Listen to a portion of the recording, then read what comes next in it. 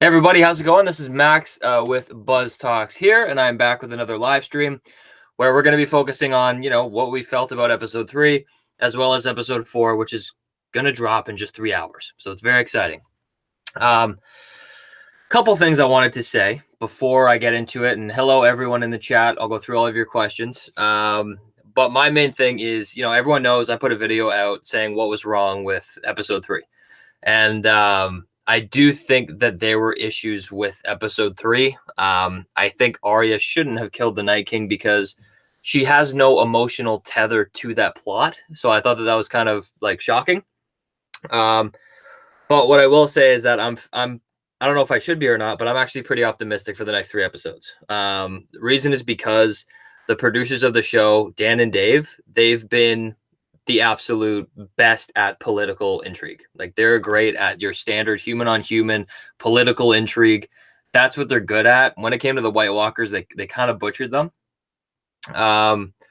So yeah, with the Night King, I'm not really that happy with it. And my personal opinion is I feel like they took the prophecy, brown eyes, blue eyes, green eyes, and they twisted it. They twisted the plot to tell their story or to try and fit what made sense. And it just kind of left. What I found is the majority of people didn't really feel satisfied. They didn't feel satisfied with the outcome of the show, right? But what I will say is that we actually have a lot to look forward to for the next 3 episodes. And this is why, okay?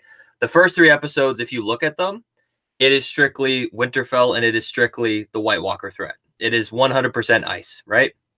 I was hoping that would be more of Jon Snow's story, but I put out a video today kind of talking about existing prophecy, and I think that they're going to push Jon's role more as king, right? He's going to be king of the 7 kingdoms. And I think that's going to be more of his plot, and I think that's a part of why they sidelined him during the White Walker threat. But I think these next 3 episodes are really exciting because it's going to be strictly focused on the other aspect of the story, which is Daenerys trying to be queen, the fight against Cersei, and I can almost guarantee this will be done well. I think this is going to be done well because of a couple of reasons. They set themselves up pretty good. Even though we're disappointed from the last episode, there's a lot of exciting things to look forward to. First of all, Cersei has 20,000 Golden Company men. She has a Lannister force. She has Scorpion ballistas. She has wildfire. She has a lot of stuff, right? When it comes to Daenerys, we saw we saw all the Dothraki get killed. We saw half the Unsullied get killed. Jon really doesn't have many people anymore. He's got some of the wildlings who are now fighting a war that they didn't sign up for because they're the free folk. And I think that's what. So Jon has that plus the North, right? And then there's the political undertone of Sansa and how she doesn't want to support Daenerys, the secret plot of Jon being a Targaryen. And I think it's going to come to that outcome of, I think the Iron Throne is going to represent something different, and it's not going to be based on blood or, your fight your way to the throne. I think it's going to be based on electoral, who gets voted in, right? And it could be the same for Winterfell, the North. It could be the same for the Eastern lands, every aspect of the show, right? And I think that's where they're going because Daenerys wants to break the wheel. And I think with her, she's had a lot of moments. It's going to be, I think it's going to be really well done because Daenerys has had a lot of moments where she wants to burn things to the ground. We saw the vision. I talk about it in my video I put out today, that there's a dragon flying over King's Landing. We know for a fact that's not the Night King now. So that is Daenerys. And we see that King's Landing is in ruin, right? And I think we're going to see that. We're going to see that unfold. Whether actually winter does come, which I think it will. Like, the Night King didn't solely bring winter. But I think it's going to be really interesting. And I honestly think in episode 5, it's going to be a really big spectacle. A lot more than the episode 3 Winterfell fight, which I thought was, it was good. It was really dark. But I think it was just not as fulfilling because they followed Arya sneaking. I just feel like it could have been done better, and it could have followed characters that we were more interested in that aspect. I feel like Arya's role would have been so much better if it was centered around King's Landing and Cersei. But anyways, let's go to the chat. So what's going on, everybody? We have Sean Murray. What's going on? We have Craig Anderson, programmer of video games. We have Nils Habar. I'm sorry, I don't know your last name. Hubinet. Who else do we got? We got Luke, Cassandra, Coco, what's going on, everybody? I'm going to try my best to get through all of these questions. But I also actually I have another good announcement too. In terms of this channel, the next 3 weeks of Game of Thrones, I'm going to have insane coverage. I freed up some space in my schedule, so I'll be basically doing a video every day. So you can look forward to that. Tonight, I'm doing my reaction and review, so you can look forward to that. Also, I'm going to have to do a live stream dedicated to what the hell am I going to do after Game of Thrones, because I got to figure that out too, because I do Westworld. I like to do analysis of things, so I'd love to hear your guys' suggestions. We'll do that in a later live stream. Don't worry about it now, but I need to figure out what to do after Game of Thrones. So, but that being said, the spinoff of The Long Night probably will be out in a year to 2 years. So, Sean Murray says, I have this dreadful feeling that the Night King was somehow the good guy and was needed to stop Bran, who will turn out to be the bad villain by the end. Epic twist, agree. It would be interesting, and a lot of people are saying, oh, somebody else needs to take the mantle. There needs to be a balance, because he's the god of death. He represents death. He represents winter. Somebody else has to take his place, and obviously that feeds. To be honest with you, I think based on this TV show, it's done. I think that White Walkers are done. The threat of the dead is done, and it sucks. Like that's the worst part of this whole thing. And it makes sense for a lot of people want to wish for something better, but I think the reality is that story's done. We're now focusing in on Cersei, and that's it. But that being said, watch me eat my words. But I honestly wish Bran had more to do. He really was just warging, right? Like he didn't provide any significant insight to anything. But the one thing I find interesting with Bran, and it's probably just because of the direction of this show, but the majority of times Bran goes back to look at the past or to learn, it's centered around Jon, and it's centered around who's the rightful heir to the throne.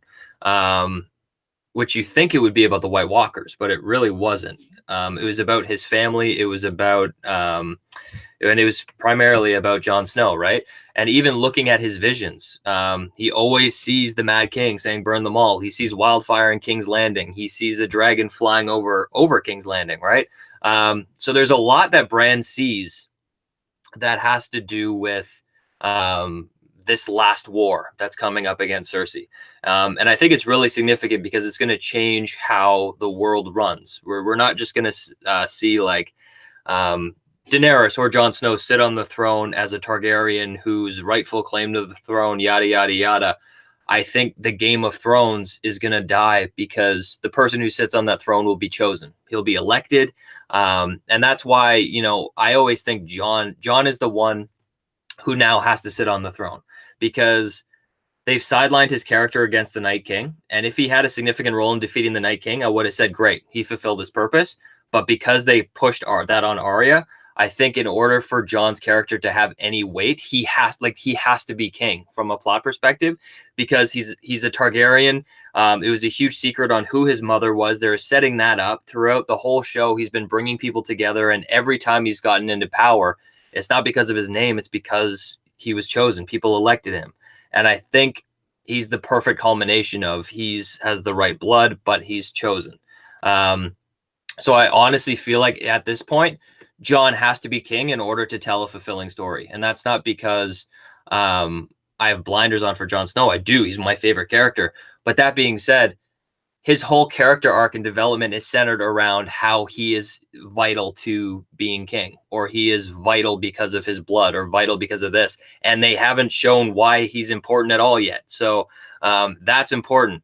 And that also gets me talking about Cersei. And like, if they use Arya to kill Cersei, I will be upset. That's really the only thing that could really piss me off in these last 3 episodes. If they say that Brown Eyes is Walder Frey, Blue Eyes is the Night King, and Green Eyes is Cersei, I will be furious, because it takes away all those special character moments and gives them all to Arya. And like, Arya is one of my favorite characters, but at this point, if she kills Cersei, she would be one of my most hated characters, because she would be overpowered and overused and overbearing, and she's stepping in on everyone's story. So in my opinion, in order to tell a fulfilling story, the producers would be stupid if they had Arya kill Cersei, and they would be, it would just be ridiculous. And I guess that answers the programmer of video games question. He asks if the Night Kings will return in some way. And yeah, I don't think so. I think this story's done with it. I would be shocked if they did. So, programmer asks again, is Daenerys going to be the Mad Queen, or does Cersei already fit the description? Honestly, I think there's a really strong case to be had for both. Cersei's already done things that are, Mad Queen-like, right? She burned the Sept of Baelor. Everything she does is out of revenge. She doesn't care. She doesn't really want to be queen, or cares. She just wants to make sure that her enemies don't sit on the throne out of spite. It's just how her character is, right? And everything that she held dear is already gone. She's lost everything, right? So I hope that Jaime's the one to kill her in a moment where she doesn't want to back down, and she's just kind of like a burning them all type thing. But I think Daenerys will also fill that role, but not in the way that most people think. As soon as I voice my opinion and I say that Daenerys is going to be like the Mad Queen, it's not me saying that she's just going to turn evil and burn everyone, right? I think her actions will have context, and I think it's going to be a tragedy. I think that's what would be the saddest part of this show, is because Daenerys is like the favorite character of so many people, and there's been so much foreshadowing of like her, like in Meereen, she comes back, the slavers are attacking Meereen, and her plan is to burn their cities to the ground immediately. And Tyrion's like, well, maybe we shouldn't murder all those civilians who didn't have anything to do with it, and maybe we shouldn't return their cities to rubble, because that's what your father did, right? And the same thing happened in season 7, the season right after, when she wants to go to the Red Keep and burn it down, and go attack Cersei. And Jon gives his advice, kind of showing why he's more of a king in that aspect. But look at her situation. She has no Dothraki. She's lost the Sand Snakes. She's lost Olenna. She's lost all of her armies. And she has 2 injured dragons, right? It's going to get to the point where like she already can't win. The only way she can win is to use her dragons. And to do that, it would make her be the Mad King, or be perceived as the Mad Queen, right? And I think that's why Cersei is stockpiling in all the civilians of King's Landing. She's bringing everyone in because it's kind of saying like, hey, come at me, come attack me, because you have all these civilians now. If Daenerys makes an action to try and go against Cersei, she murders many civilians. She looks like the bad guy. She looks like the Mad Queen, just like her father. And Cersei wins, because all Cersei wanted was poetic justice. We hear Qyburn say that she has poetic justice planned for Daenerys. And I think that poetic justice is destroying Daenerys' image, destroying everything that she stands for, make her look like the bad guy. And I think she'll kill her in the process, right? And I think it'll come to a point where Jon's the only one who people would flock to, because he wouldn't be in that position to tarnish his reputation. And Cersei has naturally put Daenerys in a screwed position. There's nothing she can do. It's at the point now where if Daenerys wants to win the Game of Thrones, she has to be the Mad Queen, right? So that's how I feel about that. I think it's inevitable. And I think it doesn't speak negatively on Daenerys' character. It just means that that's what she has to do, or try to do, to even get the throne. And it'll be a lot, because they'll have like scorpion ballistas and stuff, right? So I'm excited for episode 5. It's going to be a big episode.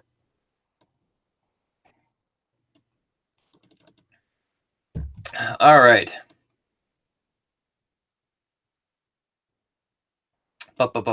Somebody donated $5. Daniel, thank you so much, buddy. Really appreciate it. So Daniel said, please talk about Vladimir Furtick's tweet. Do you think that there could be a third twist? Could the Night King be attached to Bran? What are your thoughts? So Vladimir, I know, is the Night King. What his tweet was, I have no idea. I don't know. So you're gonna have to put that in the chat. I don't know what he tweeted. I don't know anything about that. So I'd love to read it and see it. So somebody put that in the chat. But if he is saying stuff like that, then great. I'd love a twist because I would love nothing more than to look dumb, to be honest with you. At this point, I hope that they don't degrade the Night King. But just in terms of his relationship to Bran, I don't know how much they've built up that plot. But the one thing I do take comfort in is, they know, at least they know how it ends. George R. R. Martin told them how the story ends. So regardless of how they get there, we're going to get to that goal. So if the show ends with the Night King north of the wall, then it will end with the Night King north of the wall, I think. And whoever sits on the throne in Martin's version will sit on the throne in this version. So I kind of take some peace knowing that. Cassandra. Don't you think the first trailer HBO showed us was a big lie when everything was covered in snow and when Sansa, Arya, and Jon were in the crypts with their own statues? I think it's going to be a twist. Yeah, I don't know. Honestly, I feel like the first 3 episodes were the Night King. The last 3 episodes were Cersei. And I think they structured it that way because Lena Headey, like Cersei Lannister herself, like she's a big character, right? And the show is a Game of Thrones. So it would make sense that they would brush that plot aside. And like in terms of marketing, like I don't think that marketing applies at all to the show. I think it's to get people interested, and it worked, right? We knew that they were gonna have to face the White Walkers. We knew that the Crypts of Winterfell were important, and they finished that plot, right? I don't think advertising would have any significance on the Night King coming back. What do we got here?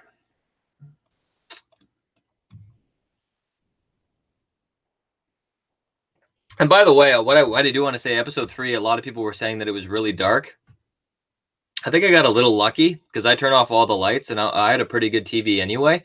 So it wasn't as bad for me. I got to see a lot. You won't see me complaining about the light of it. The only thing I would complain about is how they did it, right? So how Arya came out of nowhere, all that plot, the fact that Jon screamed at a dragon, like I get it, all hope was lost. And Jon did not. Everyone is saying Jon screamed, go, go, go. He does not. He does not. He does not. He does not. And I'm sorry, but like I disagree with you and I think you're wrong. Even in the subtitles, it just says like and yeah, so I think he just screamed because hope was lost, right?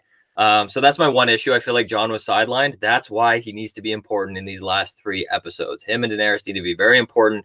And that's why I get a bit excited because at least they're developing a plot on Jon being a Targaryen and how that has implications on their relationship, because it could be a very fun, entertaining last 3 episodes in that aspect. They're setting up the political intrigue. And I think Tyrion knows. I think he figured it out. So we'll see what happens. Somebody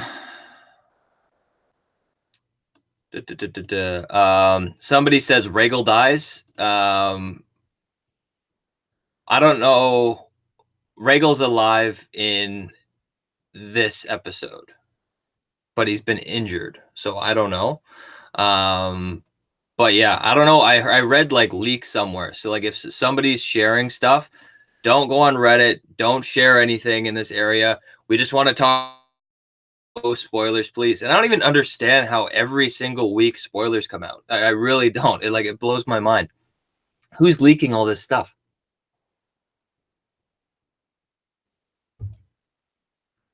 Vas D.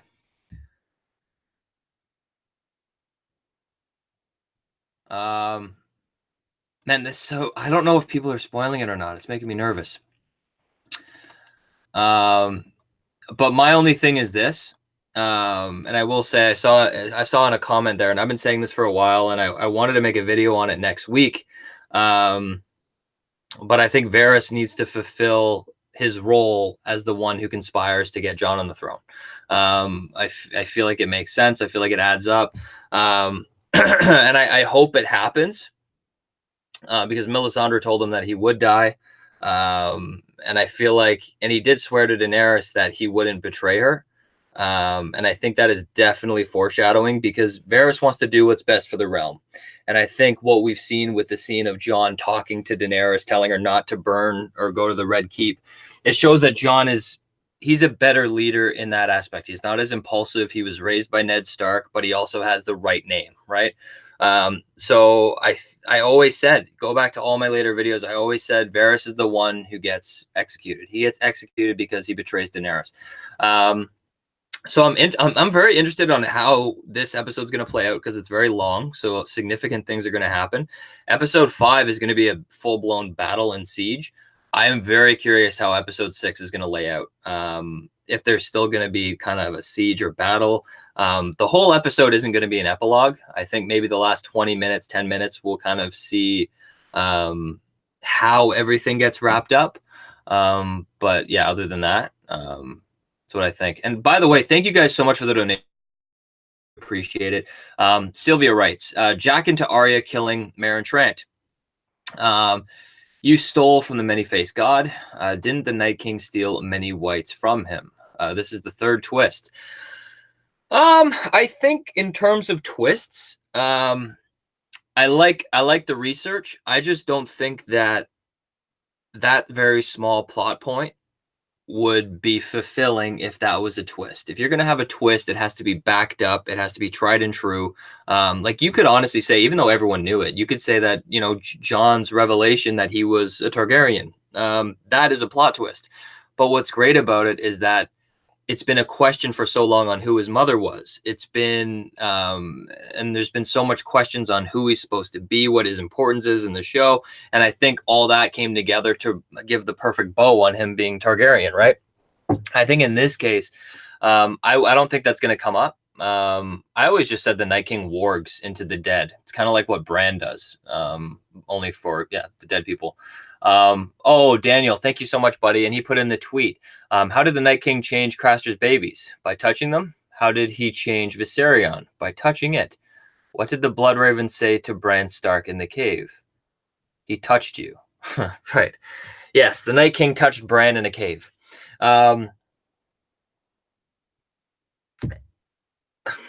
That's interesting. Honestly, I don't even know what to say to that. I'd find it fascinating. I would love.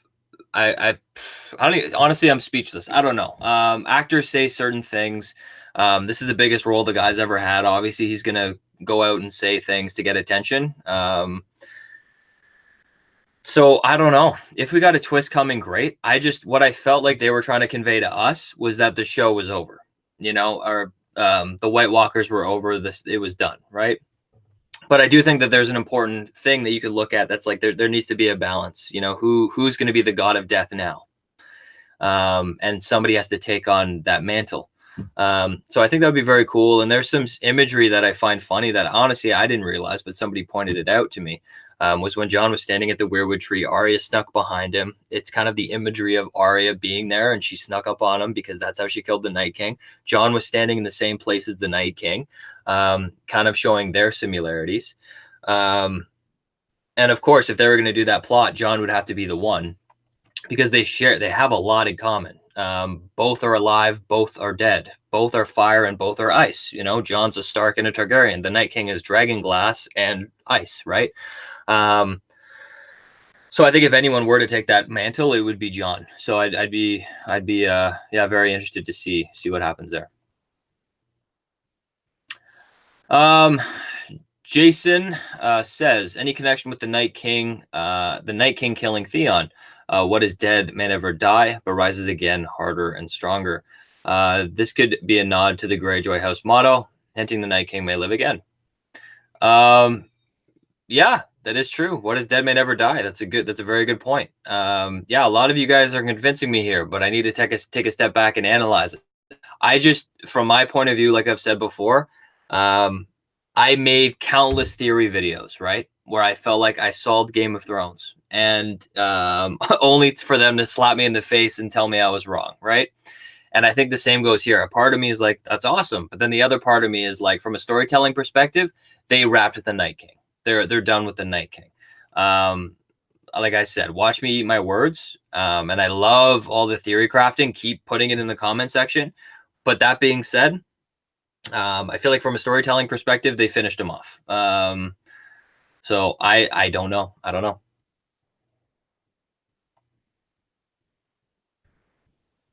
Um, duh, duh, duh, duh, duh, duh, duh. Danny Lopez says, "What if they go back to the episode where Arya asks if Dragonfire will kill the Night King, and Bran answers no, not because he saw it already, and the battle is redone differently, and Jon kills him." They go back to the episode where Arya and the in terms of these plots, like I don't think we won't see any of that happen. It would be interesting if they did that. I had in my predictions that was one of my things. My prediction that I wrote probably like 6 months ago, a year ago. Um, I had the Night King put Jon against the Weirwood tree, and he was going to grab the dragon glass to convert him. But Bran, in order to save Jon, went back to when the Night King was human, and when the Children of the Forest were creating him, and he would warg into the Night King, much like what he did with Hodor. What that would mean was that the Night King was subconsciously Bran. So it connected the characters, and Bran went in a coma, and to defeat the Night King would be killing Bran. So that was something that I did, and that kind of reminded me of that. Do we know the true number of what's left post Winterfell? True number of what's left? Are you talking about episodes? Because if you're talking episodes, we have 3 episodes. Diamat Philosopher says, "I'm rooting for Cersei at this point. Only possible satisfactory ending left." Yeah, so Cersei's never been like, people love Cersei. She's not been my favorite. She bugs me. I've never like loved her. I appreciate her like Ramsay. Like I appreciate her as a character. But I'm telling you guys, take it from me. Like I made a video shitting on this episode, right? And I'm very optimistic. And I'm not just like saying that. I'm actually genuinely, I think we're going to be in for a treat for the next 3 episodes. I think it's going to be really well done. As long as Arya doesn't kill Cersei. But I think the producers of the show are really good at that aspect of the show, and I think we're in for a treat. I think it's going to be really well done, and I think there's a lot of exciting things to happen, because I think in Dan and Dave's mind, the producers of the show, their culmination to everything was the Iron Throne, and it was Jon's. It's Daenerys fighting for the Iron Throne since season 1. It's Jon trying to find out who his mother is and realizing that he's the actual rightful heir to the throne. So it's getting to that point where I think it's going to be really well done. Carrie Gasper, what do you think about Tyrion betraying Daenerys and Jon killing her? I don't think it would be done like that.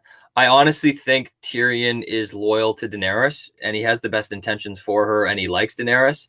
I think the person who will betray Daenerys is Varys, and I don't think Jon is going to betray Daenerys. That's why he told her he was Targaryen. He doesn't want to do that. He doesn't even want to be king. But I think the tragedy of Jon is that people just follow him, and he does his duty, right?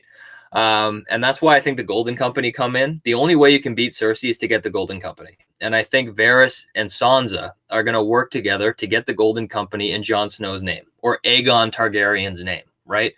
And King Aegon Targaryen which is Jon Snow, will bring the Golden Company and give them lands to settle on in Westeros, and it's going to be the first time in history they break their contract. And it would be, Jon Snow went north of the Wall. He brought the wildlings, huge enemies of the Night's Watch, and let them settle lands in Westeros, and he's going to do the same thing with the Golden Company. So I think. But then at that point, Jon's going to be angry, because he's going to be like, what the hell? Like, I didn't ask for this, but it's just going to be thrusted upon him. Like every other leadership opportunity Jon's had, it just kind of gets thrown at him. Whereas Daenerys is the complete opposite. Every single leadership opportunity she's gotten, she's fought for it with fire and blood, right?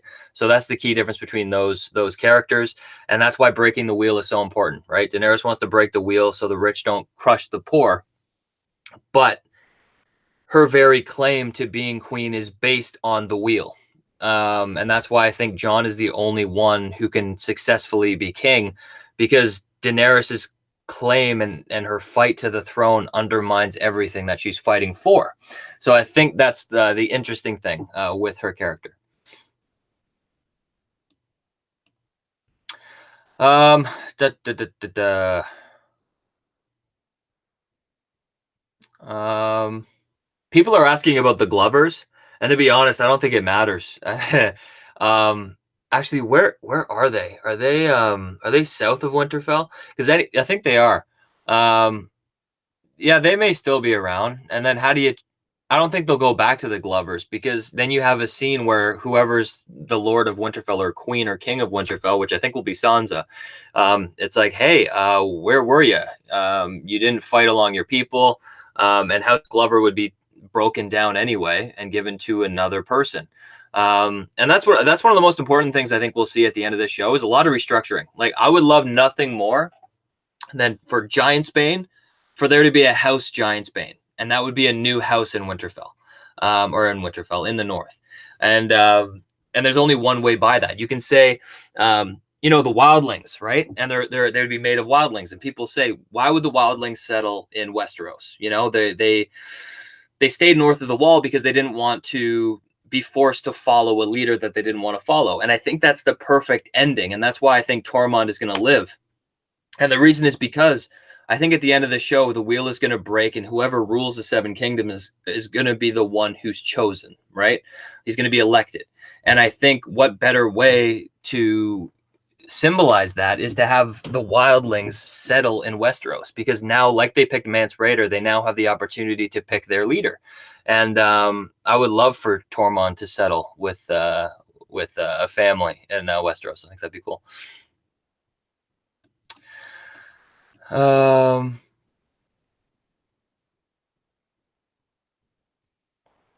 I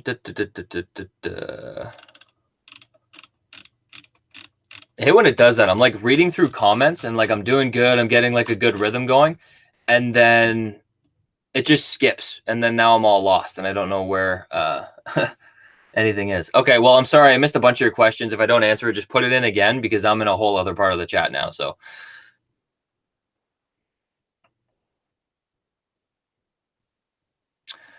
um duh, duh, duh, duh, duh, duh, duh.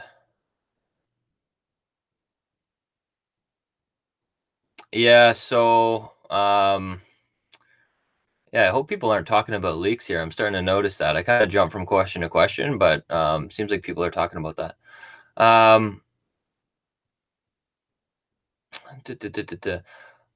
But yeah, the only thing I will say about this episode is it's an hour and 20. So we really don't know what can happen, right?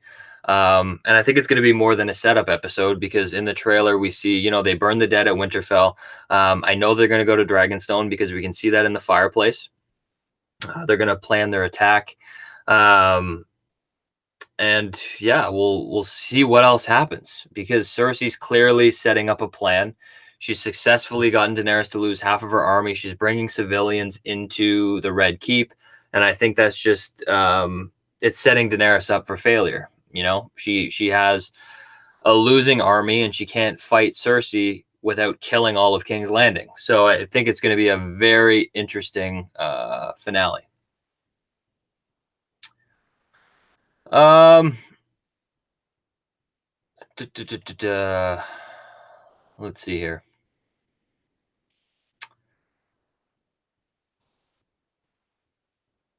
Oh, everyone's saying hi. What's going on, everybody? Man, I am the worst at finding questions. Holy cow. If you want to ask a question, do at BuzzTox so I can like immediately see it. It's all flashy and orange, so I can click it easily. Man, people are putting spoilers here, man. Guys, don't put spoilers. And like it's annoying because I don't know if it's legitimate or not, right? And with leaks, you never know. So yeah, who knows?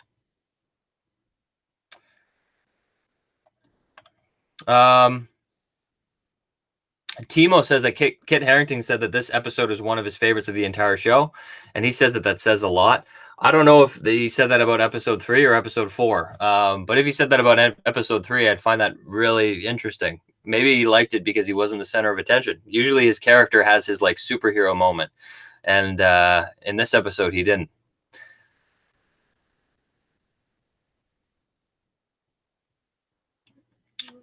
Um,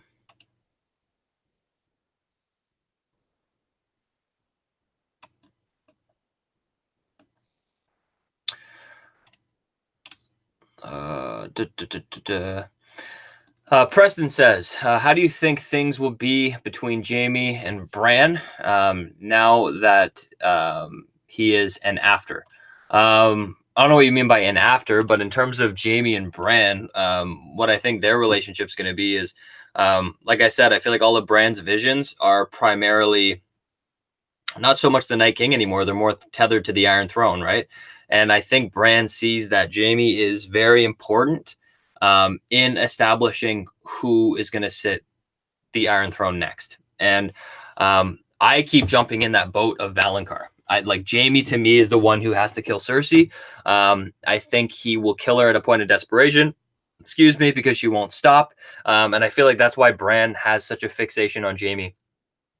But he also has like a weird, like Bran isn't even Bran anymore. So he just kind of respects Jamie for pushing him off the tower to cripple him and make him the three-eyed raven, that kind of thing.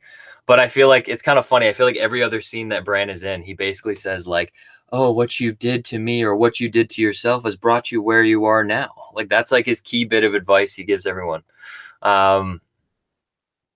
But in terms of Jamie, and everyone's asking right now about what will happen to Jamie, who will he fight for in the final war, things like that. I think Jamie, the key thing with Jamie is he's clearly on a redemptive arc, and we saw that over the last 3 episodes.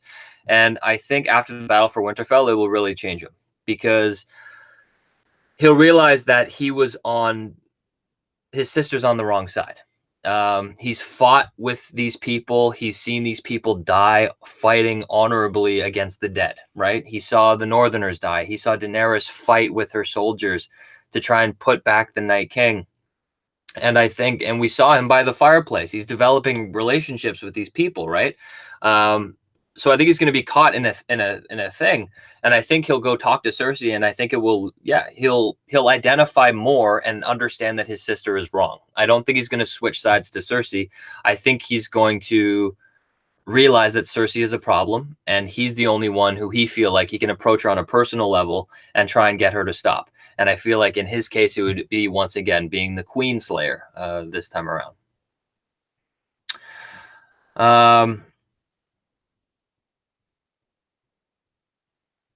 Yeah, Excalibur says, do you still have hope for a solid ending? Yes, I do. I actually do. I said the last 3 episodes I think are going to be really well done. I just, the way it's going to end is probably the way that George R.R. Martin saw it.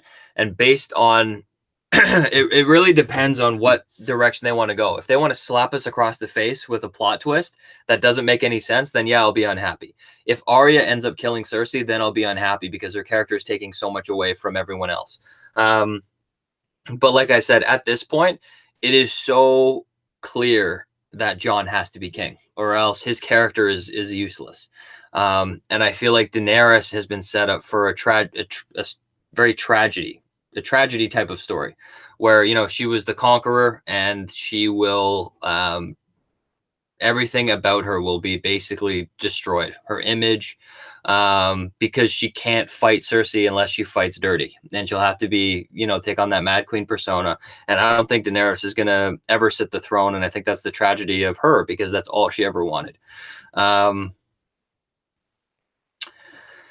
And Kelly says, chances the Golden Company switches sides. I'm actually going to say like 100%, because they have to in order to beat Cersei. I doubt that Daenerys is just going to toast everybody and then sit the throne. There needs to be a compelling switch. And I think they've established that even in the first episode. Like, we only saw Cersei in episode 1, and we saw her very mildly set up. And I think we'll see more of that play out this episode coming out. And the first little nugget that they put in there was, Harry Strickland was telling Cersei how much men he had, 20,000 men. And he said some of them didn't make the voyage. And Euron admitted that they cheated at dice and he killed them, right? And you see him give a look. And I think that's kind of really starting to underpin that plot on how he's not happy following Cersei. Why would he continue to follow her if they disrespect him and his men? He has people dying for no reason. And I think that's kind of laying the foundation of him switching allegiances. And I think that also plays a role into Jon Snow being a Targaryen, and Daenerys being Targaryen also has huge significance because they're founded by Targaryen exiles. But yeah, like I said over and over again, I think that's what Varys's role is, and that's how he's going to set up everything. And it will be everyone following Jon. Ryder, thank you so much for the $10 donation. Really appreciate it. Says he's a new fan. What's going on? Do you think Grey Worm might turn on Daenerys? My theory is that Daenerys is so hell-bent on getting the throne, she'll literally throw everything she has left at Cersei, no matter the logic. No, actually. No, I don't. I don't see Daenerys like that. I don't see her as she still has the best interests of her people. I just think she'll be put in a position where she'll have to do, if she wants to be queen, she'll have to take on that persona where people see her as the Mad Queen, right? Grey Worm, I think he's going to support her until he dies, and I think that's the tragedy of Grey Worm, right? I think it's a lot more. It means a lot more, and it's a lot more upsetting. Where instead of Daenerys telling him to do something, and he says, "No, I'm not going to do that," and he changes sides, I think it's so much more compelling if he says, "Okay, my queen," and then he knows he'll face death, and he does it anyway. So I think he's the character that I think he'll die fighting for Daenerys. I'm surprised. I'm shocked he didn't die last episode. Based on, like, okay, I'll tell you this, okay? There's nothing that Daenerys could do to Grey Worm that would make him change allegiances, since she had him right front and center facing off against the army of the dead. So yeah, I think in that aspect, I don't think he's going to switch sides, but I think he's going to die. And I think that's why Melisandre said, all men must, all men must die. Valar Morghulis and Valar Dohaeris, that's what Grey Worm responds with. All men must serve, and that's what he does. He serves Daenerys.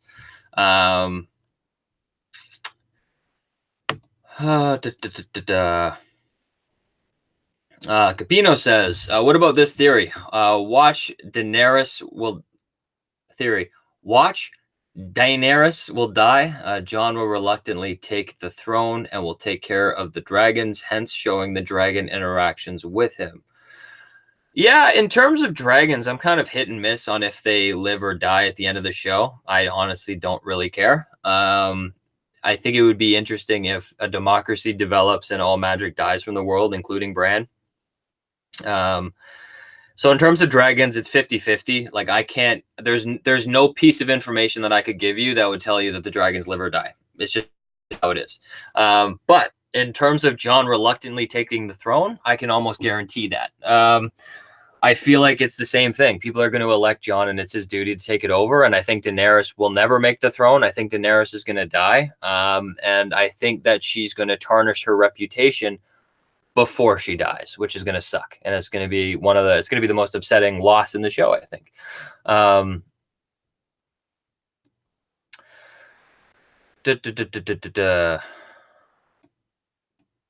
Do you think Arya will become the leader of Winterfell?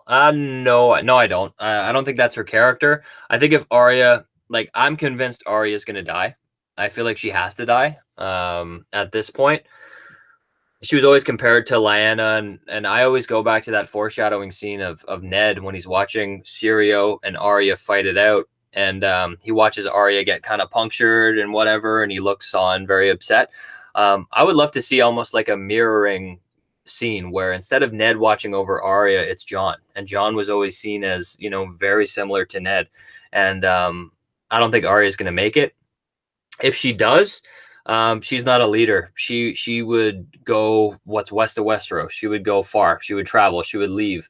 Or they're developing that relationship with Gendry. So I don't like her, and if that happened and she was going to be with Gendry, she would never be a lady again, because that goes against the development of her character. Her and Gendry would just go off west of Westeros and screw off and do whatever they want to do.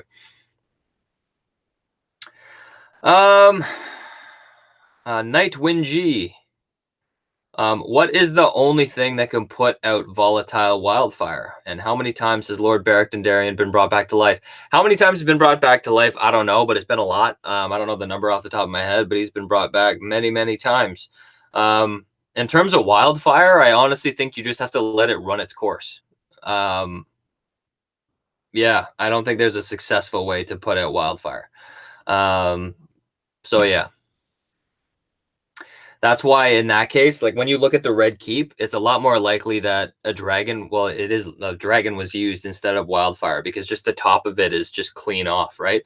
And I think Daenerys is going to go on quite the dragon spree and burn like half of it to the ground. Oh,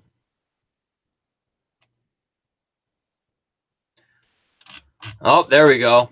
The chat just like flung out again, and I lost all my questions. Geez, that sucks. Okay. Rachel Webb says, "Do you think Cersei slept with Euron to keep him in line?" I think that was a huge part of it. Huge part of it. I think, and that feeds into the scene beforehand where Euron was with Yara, and she's like, "You picked the losing side," and he's like, "Okay, well, if I pick the losing side, I'll take my ship and I'll sail somewhere else, right?" And I think Cersei's, she's on the ball with that stuff. She knows that she can only lead Euron on for so long, so instead of a marriage proposal, you give him what he wants to kind of keep him as an ally because you need Euron more than ever at this point. And I think that explains why she was emotional, right? She didn't like have Euron come to her bed because she wanted him. It was a strategic move, and it's upsetting to her because she feels like she's like cheating against Jaime, which she's done before, but it kind of goes against Jaime, and she loves Jaime, and he's gone now, and yeah, she's in a very dark place, I'll say.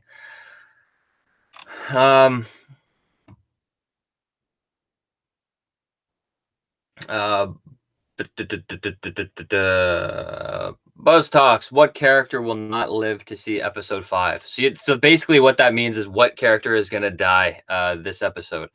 And there's so little that was shared about this episode. Like I can talk about like overall themes and who I think is going to die in the whole season, but like in particular this episode, like I don't know what the end goal for this episode is. Like obviously this episode needs to set up the siege of King's Landing, right? There's going to be a big flipping battle there, right? So it's going to be setting up plot, but it's also an hour and 20 minutes. So what are we missing there? What's going to happen? In terms of character deaths, honestly, I can't wage a guess. I can only say what characters I feel like are going to die in this season, in the overall show, right? Daenerys is going to die in episode 6. I think Grey Worm's going to die. I think, who else is like, it's hard to even come up with characters. I think Arya is going to die. I think, there's a lot of possibilities. But in terms of this in particular episode, it's hard to even draw a line because I don't know where they're even going. It seems like they're traveling and doing a lot of plot laying, and it doesn't seem like they'd be in danger in this episode, but watch me eat my words.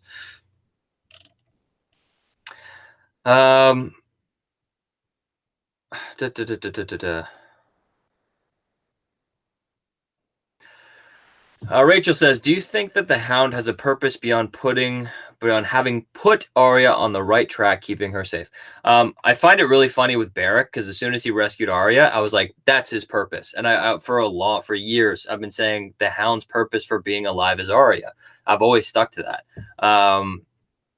I'd like to think that was a part of it. Him saving Arya, that was a part of his role too. I think also a part of it was kind of helping raise Arya because he took care of her for a bit. But I think we're seeing scenes build with the Hound and Arya more and more and more, and we're seeing the relationship get closer and closer and closer. But they haven't like sat down and shared how they feel yet, right? So I think there's going to be another scene where their relationship's going to really come full circle. Because the Hound, like I honestly think Arya is like the person who the Hound has cared the most about in his whole life. So that's what I think will happen there. Trey says, "What 3 characters do you want to live by the end of the show?" Jon, 100%. Jon has to live. He already died. His whole character arc is set up to be king. And at that point, I don't think that Jon being king is fan fiction or plot, or just servicing the fans or too on the nose. I think that's what they've been building. Like that's what's been built, right? In terms of other characters living, I said this earlier, and it's the same thing as like, who's your favorite character? Like I said, from literally season 1, episode 1, I was like, Jon Snow's my favorite character. I like that guy. He's awesome. And then every single season, I loved watching Jon. So naturally, because I liked watching him, my other secondary favorite characters started to become the people who are around Jon. So I would love Sam to live. I would love Tormund to live. Davos, you know what I mean? Like, I love all those characters that surround him. In terms of other characters, I'm trying to think. Tyrion. Yeah, Tyrion. Other than that, Jon, Tyrion, and Sam. Other than that, I don't care. I can manage. I can survive. And I think that's a good round way, right? Like, Jon is the leader, Tyrion is the mentor, and Sam is the bookie. He's the knowledge, right? And that's like the trifecta of leadership, right? And over and over again, like, Tyrion is an important character because he's changed the character arcs of many people. If you watch my video on Jon Snow is Azor Ahai, the whole point of it is that Jon's such an important character because of perspective, right? He's a character of perspective, of fire, ice, life, death, wildling, crow, bastard, lord. Like, it's crazy. He's the element of perspective. And Tyrion was the first person to teach Jon perspective. If you go in season 1, Jon ends up being very mean to all the little crows who were training, like Ren and Pip, right? And they hated Jon because Jon was like, he felt like they were, mean to him. Jon had something to prove, and he was kind of came in like a certain way. And Tyrion's first advice to him was like, Pip came here because he had to choose food over this. Gren was here because of this. Everyone has stories. You need to learn their stories. And that's what taught Jon perspective. And he ended up befriending those people and defending those people. And that's part of the reason probably why he defended Sam. Sam came in as a big guy who seemed like a coward who didn't belong there. And Jon befriended him and learned his story. And I think that's one of the key aspects of Tyrion, is that he pushed Jon on that role to be who he was meant to be. Yeah, do you think Tyrion betrays Daenerys? Nope. I think he's going to be loyal to Daenerys. I think Varys is going to betray Daenerys. And in terms of Varys being a Targaryen, I don't know if the show is going to answer that. Like, it's possible.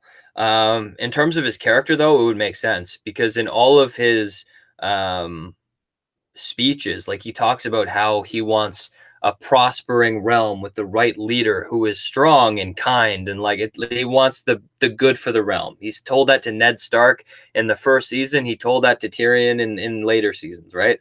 But the one caveat to that is he only supports Targaryens. He wants what's good for the realm, but he ended up supporting Viserys. Doesn't really make sense, right? But he thought that Viserys was the best for the realm as a Targaryen.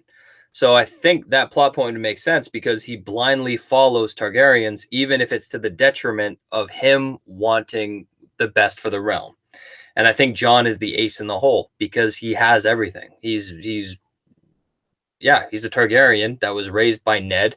Varys knows Ned. He knows that he's honorable. He knows a lot about him, and it's the perfect fit. And I think that's where the story goes, and that's where it makes sense.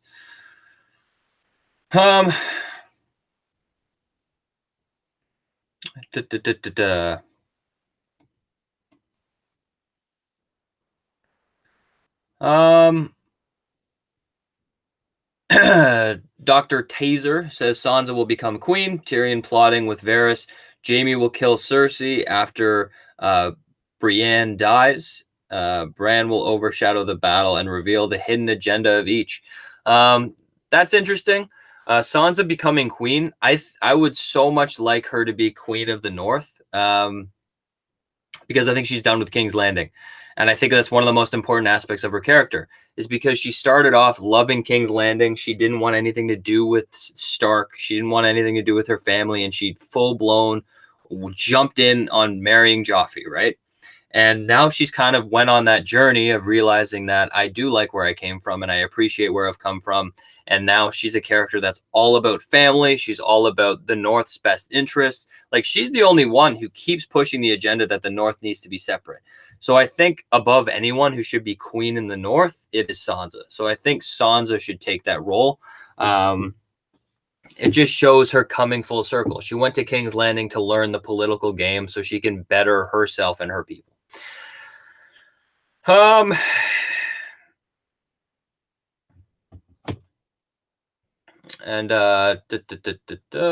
what do we got here?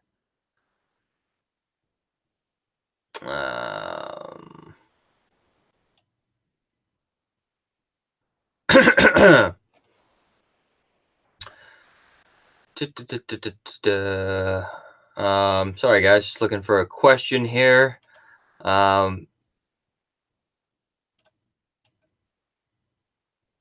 4 to 6 episodes was at least already confirmed. Windswept says Jaime will kill Cersei.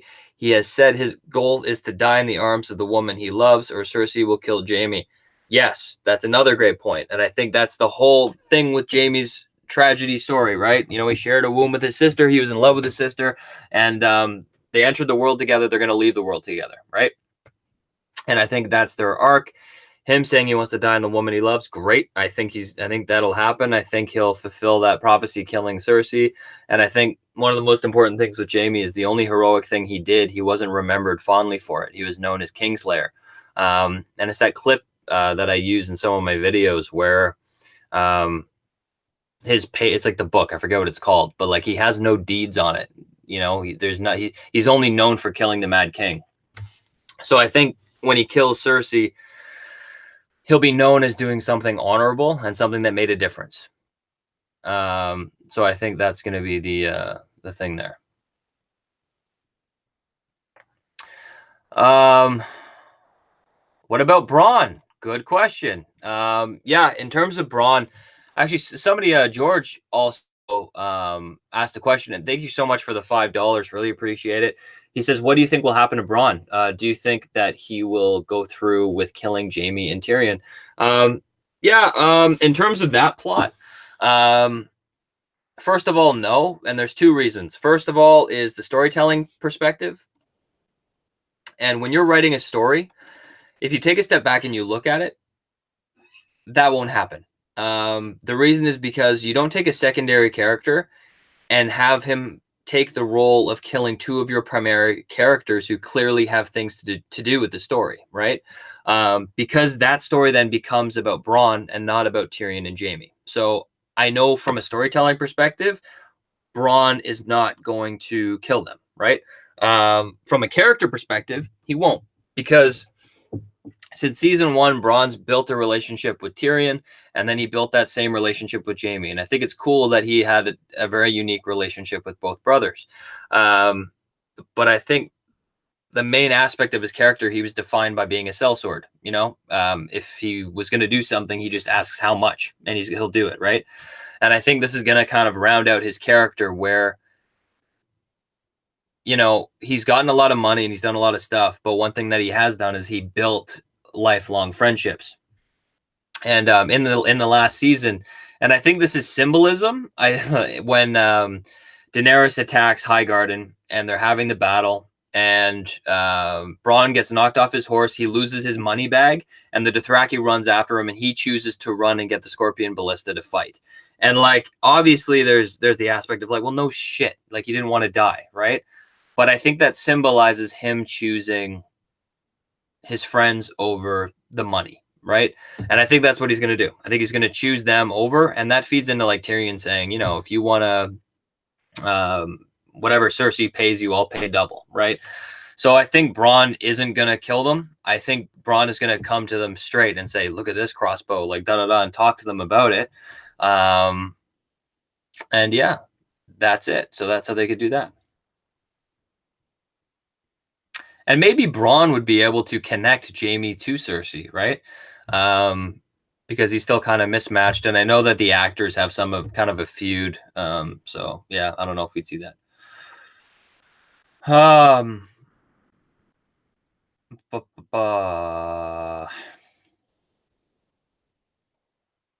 Is there a possibility of Cyril Farrell, the First Order Bravos, returning? No, he won't come back. He's been gone this long. It's not going to work out. David Baguette says, "Don't go there, Buzz. You're setting yourself up for failure or for disappointment." Maybe. I just feel like they're really good at the political stuff, so I'm hoping that they'll do that. So yeah, we'll see what happens. And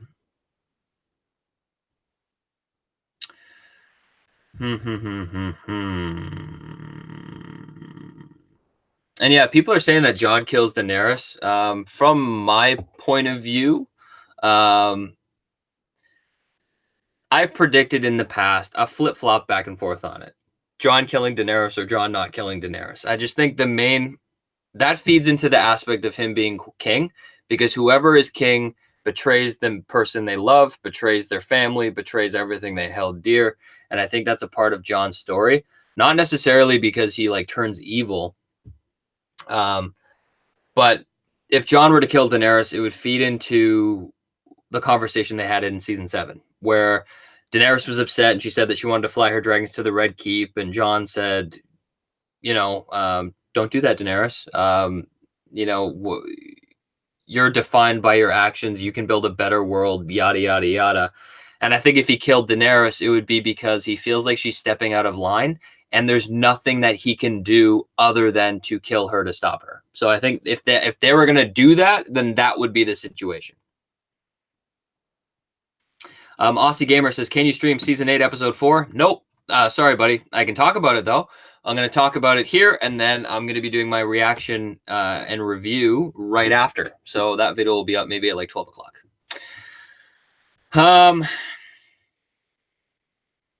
What do you think happened to the rest of the White Walkers? There was 12 at Winterfell, 88 left somewhere.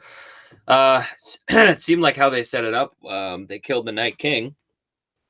And because the Night King is dead, all of them died. So I think that's what takes care of that. Hey, Buzzy, why don't you think Arya had the Night King mark on her?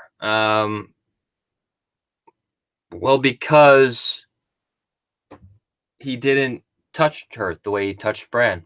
So I don't know. That's what I'd say to that. Yeah.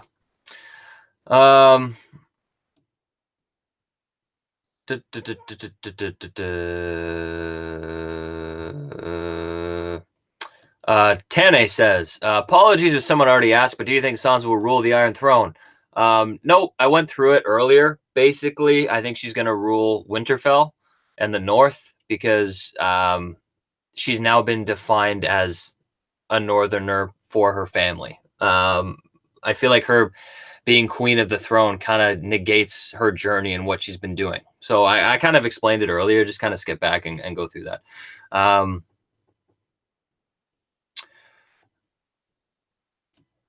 How do you think fans will react to the Mountain killing Missandei? I don't know if that's an actual thing. I'm honestly convinced. I don't want to like eat my words, but like there's a huge possibility that that's not true. So I don't want to, and I'm sorry I read it. I just don't want to give validity to these leaks. You don't even know if they're real, because to be honest with you, because I'm going through the chat and I'm seeing people saying like, this person confirmed dead, this person confirmed dead, and it's basically the whole show. So like obviously there's leaks, fake leaks out there. But yeah, I have no answer to that, because it's maybe spoiler territory. Who knows? Do you think that Daario Naharis will bring his new army to fight Cersei? No, I think that Dario's gone. I think that's it. I think yeah, that character was retired. That character's in Marine, and he's doing his own thing. So yeah, I think it would just be kind of jarring if Daario came out of nowhere. But that being said, Daenerys does need an army, but I just don't think that's going to happen.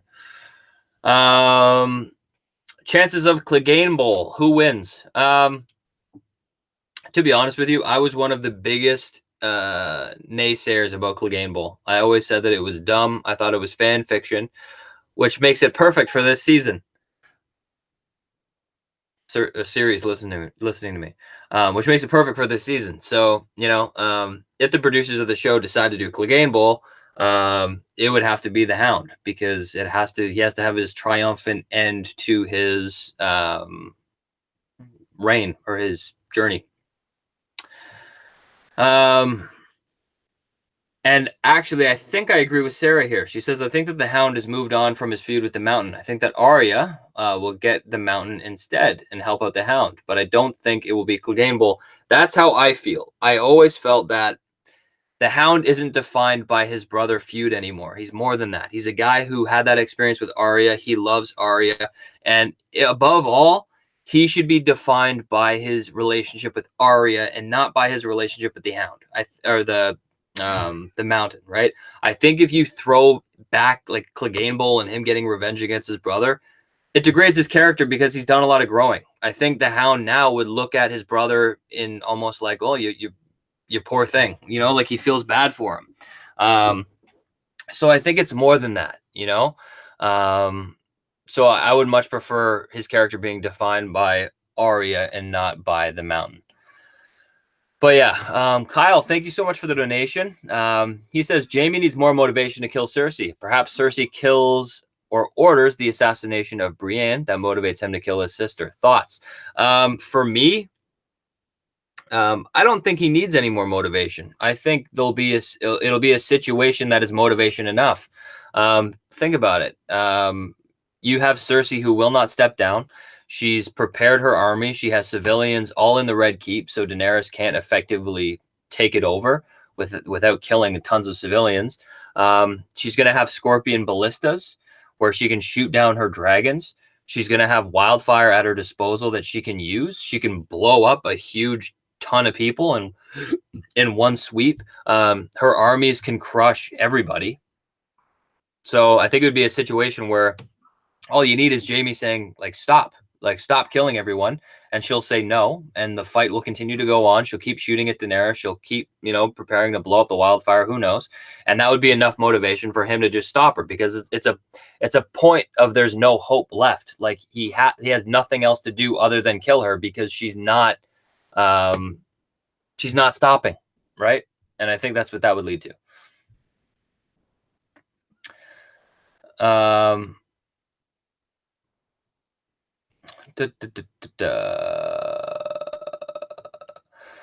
What if the North pays the Golden Company with bronze gold? Bronn joins Tyrion and Jaime.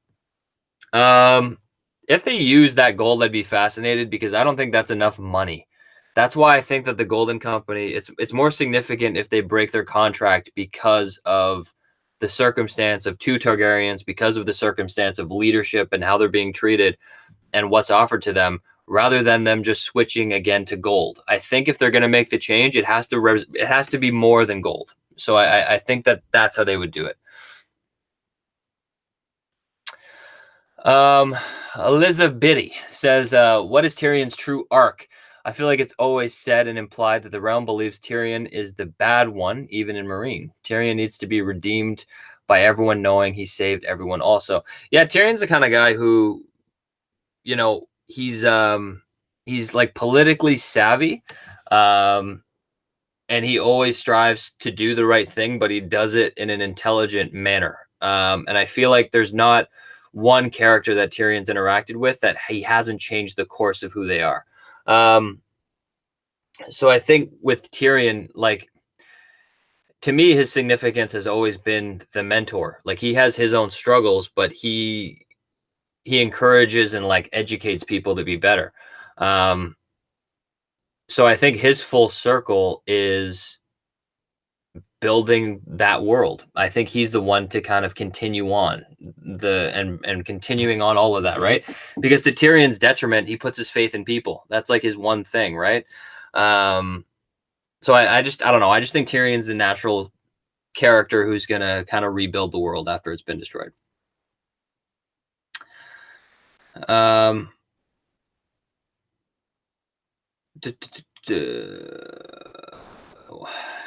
Megan says, what role could Sansa play in helping Jon get the throne? Yeah, so I think I hope that they do it, because it seems like they've been setting it up. Sansa, clearly she wants to be queen in the North. That's all she ever wanted. And she feels like she can do it better than Jon. And she feels like she can do a better job because she has the North's interest at heart. She's the one who wants to still be independent, whereas Jon did it to, bring the armies together to fight the dead. But that being said, she's very in the camp of family, and I feel like if she comes across the information of Jon being a Targaryen, she believes in her brother and she believes that he could be a good king. But the good benefit is if she gets Jon to be king of the Seven Kingdoms or the Six Kingdoms, then she can be queen, and she would have somebody she trusts sitting the throne, and then she can also rule Winterfell. It's a win-win situation, right? So I think the role that she would play is being there for Jon because he's going to go through some stuff. I think another thing is I would love her and Varys to work together because their role would be to get the Golden Company on their side. So I think that would be probably the most important thing, because once you get that, when Jon has an army on his back that's bigger than Daenerys's, then it doesn't matter. Like, Jon doesn't want to fight, but people are choosing him over Daenerys anyway. So he would win the Game of Thrones without even playing, or essentially like, he has people play for him. And yeah, so I find that interesting. Beth says, first time watcher, what about Baby Sam? I feel like Baby Sam is just a character. I don't think there's going to be anything significant about him. I don't think there's anything important about Baby Sam. I just think that it's Baby Sam. So that's what I think about that. Danny says, is there a possibility that Littlefinger returns? No. He died for a reason. Unless they do some weird plot twist where Arya wears his face to go in and kill Cersei, but that won't happen. I think his character's dead. Yeah, that's that.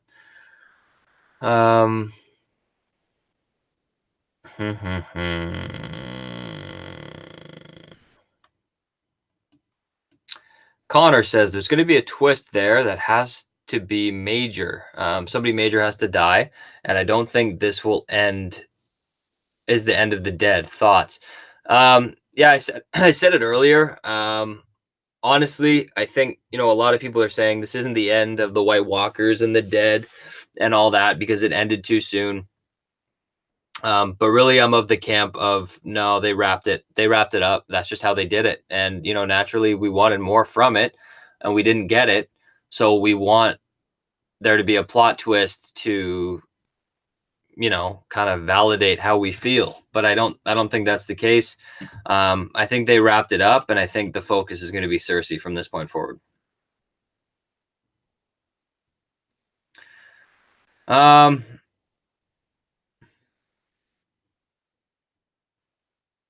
Let's see.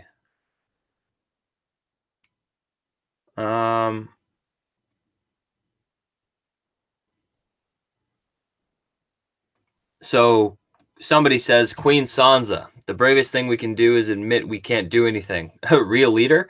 Yeah, it's not perfect. I just think in terms of that, what that means, they both felt insignificant because their abilities weren't useful at all. And I find that interesting. Like those two characters, Tyrion and Sansa, those are very interesting characters because their strengths lie in politics and how to play the game, how to get what you want. That's where their skills lie. And during a fight for the dead, they can't do anything. And I think that was just a realization between their characters that they're useless in that aspect. And that's why I think these next 3 episodes, we'll see that they are not useless, and they're going to be doing a lot to make sure that everyone gets what they want in that aspect. Sean donates. Thank you so much. It's really nice of you. Really appreciate it. BuzzTox says, or that's me. Rochi Clip says, do you think Jon's sword might be tempered by killing a dragon? It felt like a tease when Jon didn't get to kill Viserion. No, I think that whole aspect of that plot is gone. I feel like that doesn't matter anymore. I don't think any sword is going to be tempered in anything anymore. The Night King is dead, and I feel like that primarily was in that camp.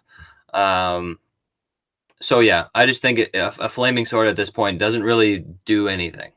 Yeah, it doesn't provide anything significant.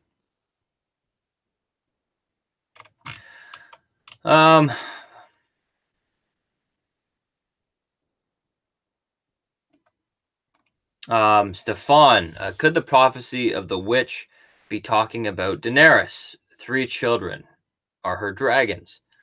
Um, no, I don't think so. Maggie the Frog was talking directly to Cersei, and not only did she say gold their shrouds, she said gold their crowns, meaning that they're blonde, right? And that's not. Yeah, I don't think that applies. But in terms of who the beautiful queen is, who casts Cersei down and takes everything she holds dear, that's for interpretation, right? It's either Sansa or Daenerys at this point. And what's funny is I don't think either of them are going to sit the throne. And it's so funny. I love reading comments, and I do read them. And sometimes I read something and it gives me that answer that that was in the back of my head, and I couldn't put my finger on it. But another thing too is like I've been saying, Jon is the king. He is going to be the king. Like that's my opinion. I feel like it's laid out there, and it's the only plot that makes sense in that aspect. And it goes beyond him just being a Targaryen. It's much more than that. But in terms of that prophecy, you'll be replaced by a more beautiful queen or whatever. We know that prophecy has it's gender neutral. Everything is gender neutral. And Jon was always known as like the pretty boy, right? Like Craster says, Jon's always complimented for being pretty, a pretty guy. You know what I mean? And I think that Jon could also feed into that prophecy. So I think that's interesting if you consider it as a gender neutral. Sean, thank you again. My gosh, for another donation. He says, "Have you ever considered that they ended the White Walker storyline because they will address it further in a prequel series?" No, because my issue is them finishing the White Walkers now discredits the White Walkers in a prequel series. You know what I mean? The Night King just being killed really discredits their significance in previous seasons. Because now when you look back, the Night King came south before and he was defeated and he went north. I take that at face value now because we've seen that the Night King can be defeated. Basically, he walked south of the wall and got killed at that point, right? So this first major battle he lost. So I honestly, I feel like the way they ended the storyline only degrades what they would do with the White Walkers in any previous spinoff or show. Aishu says the whole Maggie the Frog prophecy is a little weird because talked about 3 kinds. We don't know that Cersei had a black-haired boy in season 1. What do you think is up with that? Yeah, so in terms of that prophecy, I honestly see that as kind of the producers of the show. I think the producers have said themselves in season 1 they had a lot of scenes that they had to pay off or they had to build these character relationships that weren't in the book. And George R. Martin said that that was great. And one of those scenes was having Cersei have that brown-haired boy, right? And that was just written in. And I don't think that applies to the prophecy because it wasn't meant to. The producers of the show just added it in for a character thing.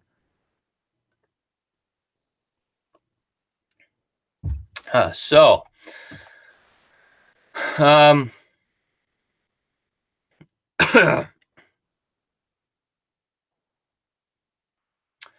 let's see here. Sorry, guys, just looking for a question. Ray Skymunker says, "Why can't Jon and Daenerys rule together? It would still fulfill Cersei's prophecy. Jon become king, and Sansa or Daenerys and Sansa's queen in the north. Oh, maybe with Tyrion by her side. I feel like Jon and Daenerys ruling together, it's a dream. It's like a faint dream that won't happen. And I think that's why Davos brought it up in the first episode, saying like, let's have these characters marry. Jon and Daenerys get married and they'll rule together. And it's like, well, wouldn't that be the dream? That's exactly how you'd want it to go. But I feel like even though these characters are they clearly have feelings for each other, but I feel like at the end of the day, they have very different leadership styles and they have very different experiences. Um, and I feel like it's better off if just one of them leads. And I think there's going to be a lot that comes up now with Jon being a Targaryen. The fact that all Daenerys ever wanted was to be queen, and now because Jon is a man and because of his rightful claim to the throne, he has a better claim than she does. And she's not just going to want to give that away. And why should she feel like she has to share that with him, right? She wouldn't really want to share that aspect of it with him. So I think if they, and on top of that, I honestly feel like if they sat the throne together, it would not be satisfying to me. It would be too like perfect. It would be like the Lord of the Rings ending that George R. R. Martin said that he didn't want to have.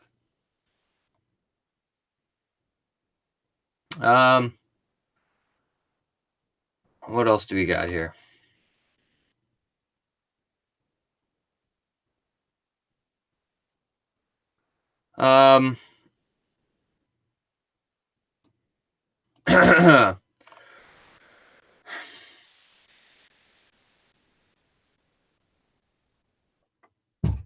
Sorry, guys.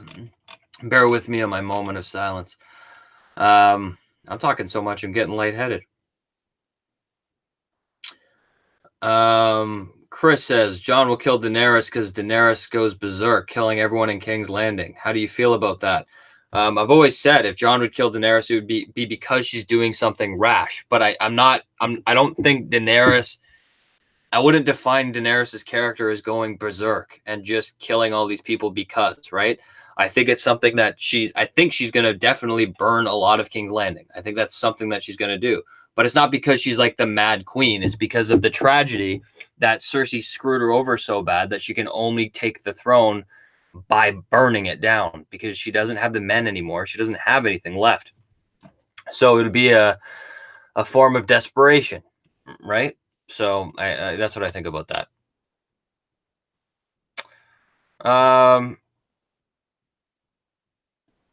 Steffi says, do you think that Daenerys will be revealed to be pregnant due to the whole part 1 past seasons where she said she couldn't have children? Honestly, I think at this point, like, no. I think there's not going to be a kid in this season or this show. The only way they would possibly do that, this is the only possible way. Daenerys would have a kid if Daenerys and Jon lived through it, and Daenerys, and in an epilogue in the last 20 minutes of episode 6, Daenerys dies giving birth to their daughter. And their daughter would be the queen that replaces Cersei and takes away everything she held dear. So I feel like that's the only way that they would work in a baby. I feel like at this point, they're not going to full-blown throw a baby in there out of nowhere. It's only going to be in the case if she survives, and it would be in the epilogue of the show. But that's that.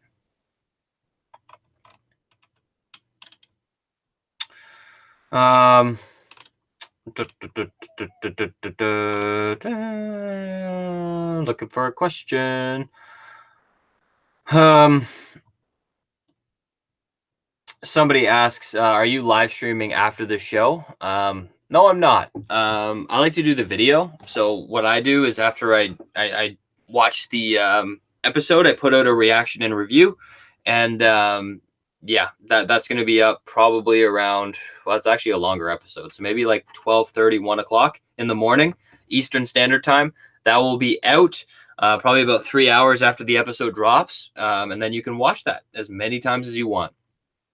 But since I have more time, if you guys want, I could do a live stream. It's up to you. We could do 2 live streams a week if that's something you guys are interested in. A live stream on Monday and a live stream on Sunday. But yeah, let me know what you guys think. Chinmay says the Night King is a Targaryen? Question mark, question mark, question mark. My opinion on that is, first of all, he's dead, so it doesn't matter. Second of all, I would say if what people would tell you is that when he was created, Targaryens weren't around. But my argument is that their blood still is. Targaryens are descendants of the Andals, right? Unless he was a first man, right? So I would actually lean more to the Night King being a Stark. That's my dog. Yeah, so I would lean towards more of the Night King being a Stark. But honestly, at this point, it doesn't really matter unless they're going to do some shoehorn plot where Jon has to fulfill the Night King's place to add balance to the Westeros or some crazy stuff. I don't know. Ray says, is it true that there will be a 7th episode or just a rumor? There's no way. HBO is a business. They're not just going to surprise us with an extra episode. That would be something that would be disclosed beforehand. So, no, I think episode 6 is the last episode. Yeah, I don't see them doing a surprise there because that doesn't benefit anybody, and it shocks us as fans. But at the end of the day, they want to tell everyone, "Hey, look, Game of Thrones is this long," so they can get people subscriptions for that long. They wouldn't want to shortcut themselves with a surprise episode. But what they are doing, though, by the way, is after the show airs, the next week they're going to drop a documentary. They're going to do a documentary on the show. But Kyle, thank you so much for the donation. Thank you again. And he says, I've always loved Varys, but he's been completely in the background lately. What's his role moving forward? Love these pregame streams, by the way. Great work. Thank you so much. Yeah, as I said, Varys's role, he like I said this before, Varys isn't a character that just gets killed by a white. You know what I mean? And Varys isn't a character who's going to die in battle. Varys is a character that gets executed because he's the spider. He's the master of whispers. It's what he does, right? So I have always said Varys is going to get killed because he did something wrong. He's going to be punished for it, right? And I think Varys's key role is putting Jon in power. I think there's countless times I've done many videos on it where Varys wants what's best for the realm, but he only supports Targaryen rule. And I think if he finds out that Jon is a true Targaryen, he's going to think that Jon will be a better leader and better for the realm than Daenerys. So what he could do to make that happen, he can talk to Sansa, he can conspire to ensure that the Golden Company follow him, or they follow Jon Snow or Aegon Targaryen. And then Jon would have to take on that mantle of Aegon Targaryen in order to keep that army, to push forward, to beat Cersei. But then at that point, Varys would succeed because power has resided with Jon. Jon didn't choose to be king. It was chosen for him, much like every other time he's been elected. And that's the key difference, right? Daenerys has always fought to sit on the Iron Throne, whereas Jon has just been, he just kind of walks into leadership just based on who he is. So I think Varys is going to be one of those key characters that pushes Jon to take that seriously and to go for the throne. And whose fault that is, maybe it's Tyrion's. I feel like Tyrion in episode 1, I think he might have found out that Jon's a Targaryen because he noticed that Jon and Daenerys were treating each other weird, and then he immediately started talking to Bran. So I feel like above all, he could figure out Jon Snow's true heritage.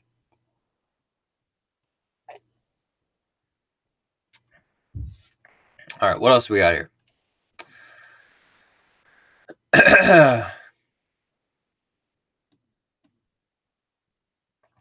Do you think that they might show the rest of the Maggie the Frog prophecy flashbacks with the Valonqar? I don't think they're going to show it. I just think they're just going to show it unfold, right? I honestly think the producers left that out of the show almost as like an element of secrecy. Because just leave it out of the show in its entirety, and I think we're going to be shocked when we see it unfold, right? So I think that's how they're going to handle it. I don't think they're going to go back and show us the witch saying that. I think they're just going to show it happen. I think we're just going to see it happen.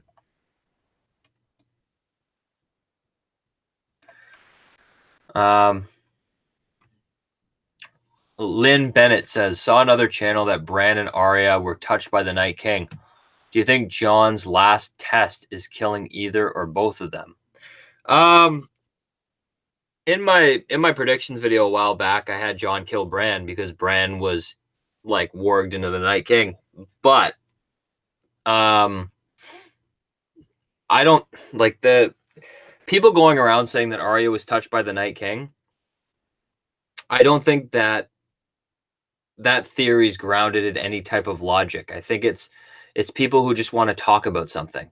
I don't think it I don't think it has any significance. Like if you want to talk about Bran and his connection to the Night King and being, you know, touched and that kind of thing, sure. But I think once you shoehorn Arya into it, I just don't think it works in that aspect. But well, I could be wrong. I don't know. I just don't think of it that way.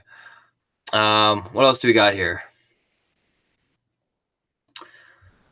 What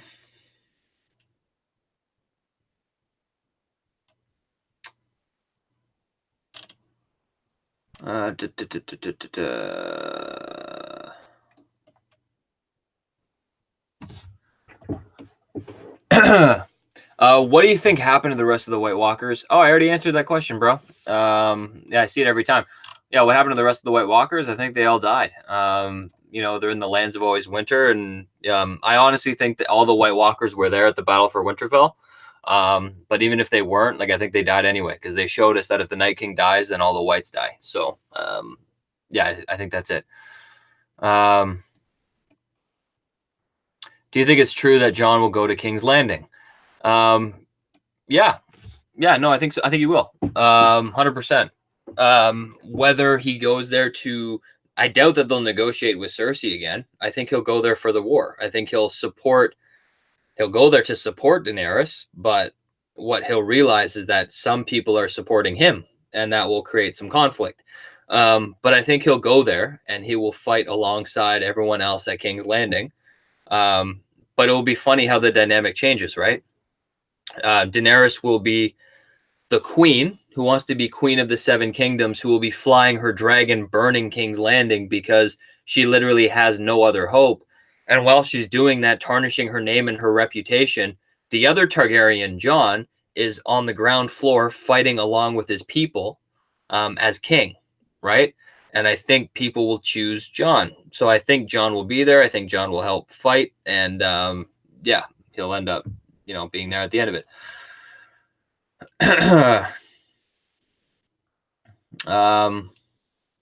What if Qyburn does something crazy? That wouldn't surprise me. Qyburn probably has some kind of idea. I'm surprised how long that character's been around. Like, I think most people forget Qyburn was rescued by Robb Stark. Like he's been around for a long time. But does Qyburn have anything else up his sleeve? I don't know. I think Cersei's going to be very prepared, and I think we're going to realize that in this episode. I think she has a lot up her sleeve. And I think that feeds into the civilians. I think that's why a lot of those people are going into the Red Keep. All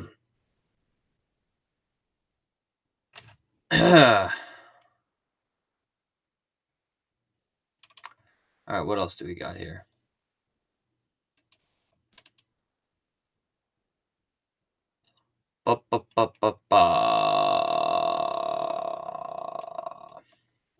Sterling says, do you think we will have a Northern Army, Golden Company Army skirmish this episode? Or will it mostly be political maneuvering and positioning armies? If they have some kind of a fight, I would be shocked. I think they're going to save everything for episode 5. Because I don't see how you have any type of battle or skirmish and pay it off. But that being said, oh my God. But that being said, the episode's an hour and a half or an hour and 20 minutes. So a lot can happen. But I think the Golden Company is the most important thing about the Golden Company is they can't fight them. Like they have to make peace with them. The army is too big. And I think that's a part of Cersei's demise. So they have to lay the groundwork down for that, for winning over the Golden Company. Sand says, do you have any theories for some of the minor characters, such as the Onion Knight or Braun? Yeah, so in terms of Braun, I think Braun is just gonna choose Jaime and Tyrion over killing them. Um, I think Braun's one of those characters who just he gets his castle. You know what I mean? Or it's a tragedy and he chooses Jaime and Tyrion, and because of that, he dies and he doesn't get. He chose them over getting his castle, right? So I think that's Braun's story. In terms of Davos, like there's a lot. Like, um, there's a reason why Davos is alive. Melisandre kept Davos alive for a reason. Stannis wanted to execute Davos, and she said, "No, he's needed. You need him alongside you during the war to come." But in reality, Melisandre didn't mean that for Stannis. She kept Davos alive because, well, really for Jon. Davos helped Jon rally the Northerners behind him for the Battle of the Bastards. Davos has always been in Jon's corner because Jon, and that's why Davos is so important, because Jon doesn't speak for himself. You know, he doesn't speak kindly of himself. He doesn't preach. He doesn't ask for people to follow him. That's why he needs Davos, and that's Davos's role. He's a character that's able to promote Jon, have his best interest in mind, and get Jon to where he needs to be. So I think Davos's role, even like in this season when he was trying to marry Daenerys and Jon together, I think Davos's role is wherever Jon ends up this season. If Jon ends up on the Iron Throne, Davos will have a huge part in making that happen, because Davos's complete role is to make sure Jon gets what he deserves, in a sense, because Jon doesn't promote himself like other people do.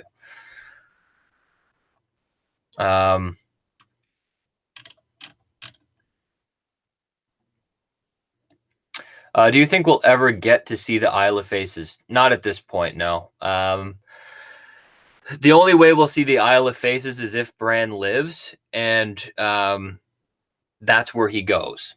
That's really the only way. If he goes to the Isle of Faces to fulfill his destiny as the Three-Eyed Raven after the war is over. But other than that, no, I don't think we're going to see it. What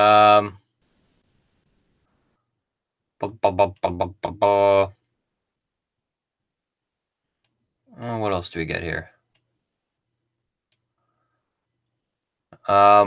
With Jon being sent to NW in the end would be perfect. What is NW? North of the Wall? The one thing that I had a clip that I wanted to use in one of my videos, but I didn't. And I talked about it in my Bran is a Three-Eyed Raven video. But a conversation that Jon and Bran had in season 1 was Bran was unconscious because he fell off the tower. And Jon said, you can come visit me at the wall. We can go walking beyond the wall if you're not afraid. And I would find it fascinating if that one quote that Jon gave in season 1 paid off. And we see at the end of the show that Jon and Bran actually do get to go north of the wall together, because Jon takes his, if they do that plot, I'm not supporting it, but like if Jon becomes the new Night King, he goes north of the wall, and Bran flies alongside him as they go north of the wall together. So yeah, that would be very poetic, I guess, and interesting. Do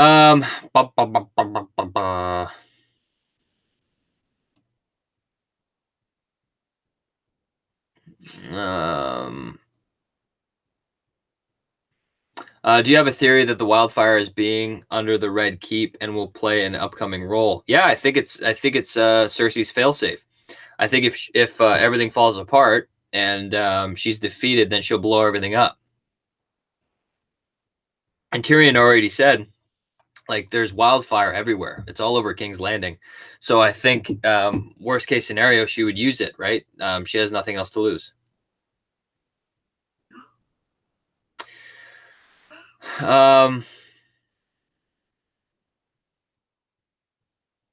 Chris says, how boring would it be if Jon got the throne, though? He's such little development compared to all the others.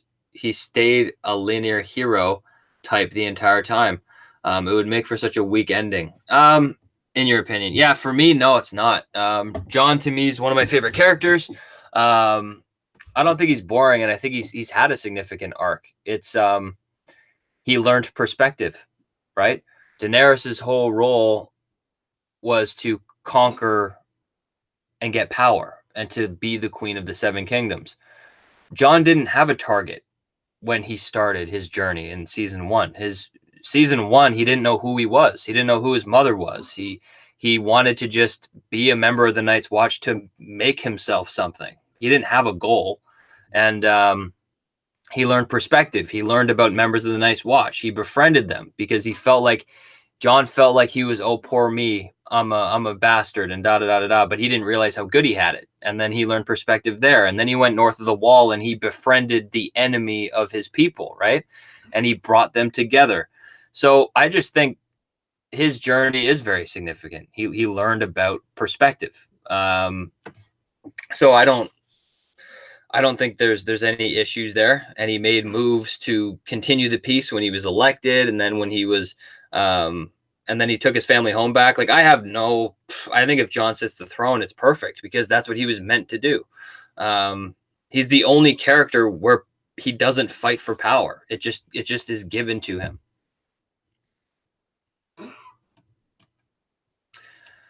Do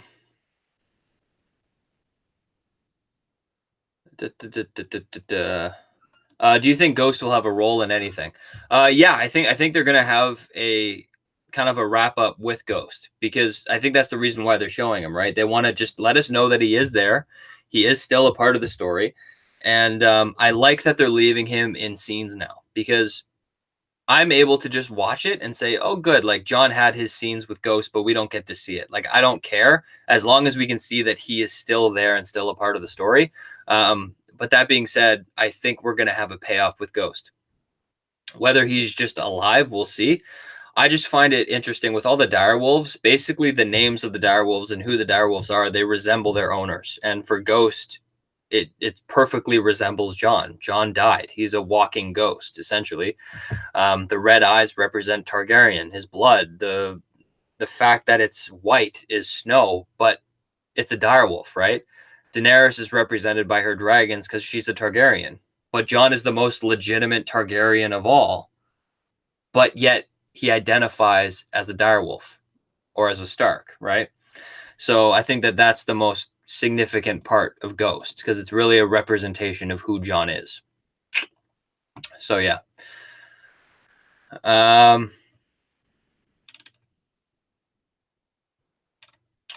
Could Gendry become king? It would end like it started. Baratheon's on the throne. I just don't think Gendry on the throne would have any like meaning or significance. His character was just shoehorned in last season, right? It wouldn't mean anything. He hasn't proven himself as a king.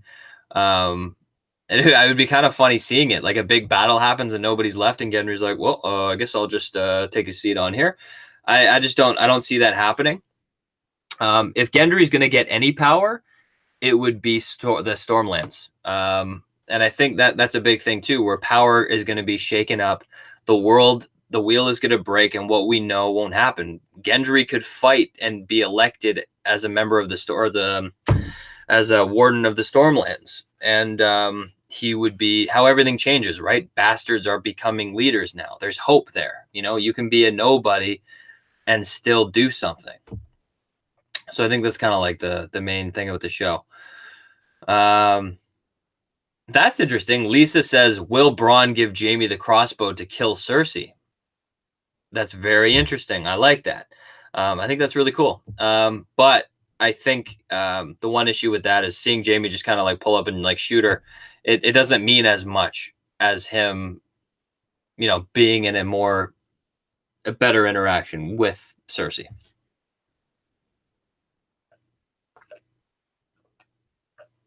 All right. What do you think of the villain? The big bad is the three-eyed raven. It was never the Night King like we thought. Plot twist. But then how do you defeat him? Do you beat him in a staring contest? You know what I mean? If there was a twist on the three-eyed raven being the true evil, I just don't know what. I feel like it just convolutes the plot and it doesn't really do anything. You know what I mean? So I just don't think it would be that significant.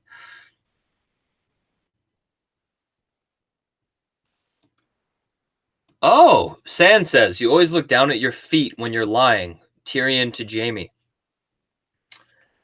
That's interesting. I forget where that quote's from. Um, but I like how you brought up that quote. It might have significance. Who knows?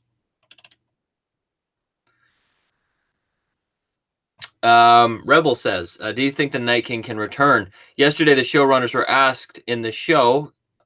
Wait, were asked in a shown, "Can are we done with the White Walkers?" And they said we can't answer that. Why wouldn't they clearly say yes or no? Because they're the producers of the show, and in their mind right now, it's like holy shit, they're not happy that we killed the White Walkers. What do? Well, we do PR. We tell everyone that, oh, I don't know, you'll have to wait and see, to bait us and not have us believe that they're actually gone. It's just PR. It doesn't mean anything. Um, all right, let's see here. Um, what do you think John meant when he told Beric, "You don't understand," when referring to the army of the dead falling when they killed the Night King? I'd have to see the full scene. Yeah, sorry, I can't give you like a full breakdown of that because I can't picture the whole scene right now. Um,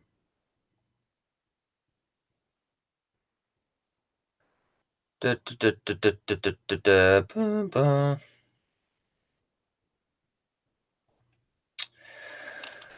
Um, sorry guys, just looking for another question here. I think I'm gonna end in about 10 minutes. I think it's been a good stream, 2 full hours, and then after that we got to prepare for the show. Very exciting, and I can't believe it right now. We already have over 1,500 people. Like that's a lot of people. So thank you everyone for showing up. It's absolutely amazing. I love talking Game of Thrones with all of you. And yeah, really quick before I get to more questions, I'll just say, like I said before, you guys are going to get a ton of Game of Thrones videos coming up. I'm actually a little nervous because I have a lot planned. I want to do a video on the Targaryen politics, Daenerys and Jon, um, which I hope doesn't get, and the conspiracy of Varys trying to get them on the throne. I have a lot of other videos in the works, and I'm actually a little nervous because, like, this episode, a lot of that could unfold, and then my theory videos are then gone. So, yeah, it's interesting. I don't know. But moving on. Thank you so much for the donation. Scripts to clips for series and flicks. That's quite the name. They say, in a quote, season 1, episode 1, Catelyn to Bran when asked if he was climbing. Bran looked down at his feet and said no. Oh, you always look down at your feet when you lie. That's where that comes from. Oh. Yeah, that's interesting. Honestly, right off the top of my head right now, I can't draw a connection between that scene and Tyrion and Jamie, but that's interesting. Um,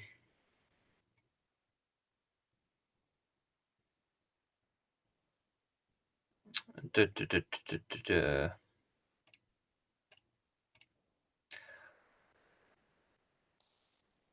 Um,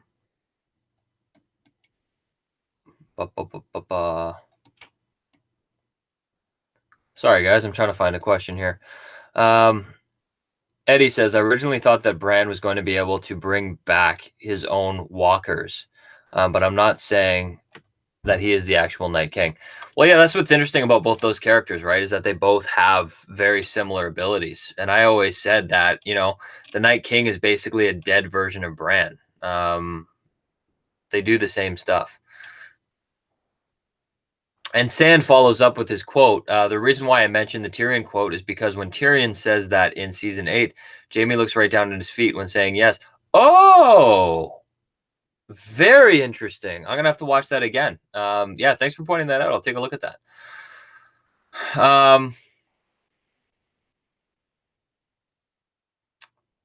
Missandei will be killed by the mountain. Yeah, everyone's coming out with these leaks. I don't think they're legit. obviously I'm not gonna talk about them on here because I don't want to breathe life into them, but I will say that I don't think that they're real.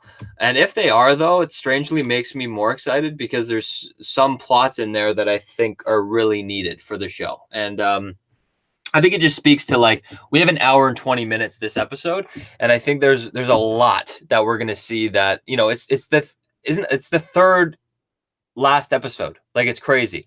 So yeah, definitely a lot's gonna happen. So it's exciting. Um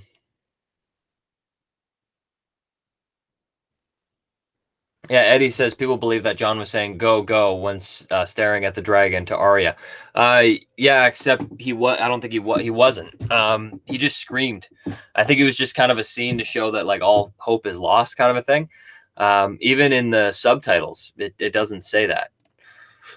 But Shane donated. Thank you so much. Really appreciate it. He says, "Do you think?" Excuse me. He says, "Do you think that if they could have defended Winterfell properly, that the Night King could have marched south and came back like 20 times the number and then killed Bran and the rest?" Yeah, that's possible. There are a lot of different possibilities on what the Night King could have done. I don't really like how they defeated him, so yeah, that's how I feel on that. There's a lot of things that the Night King could have done differently.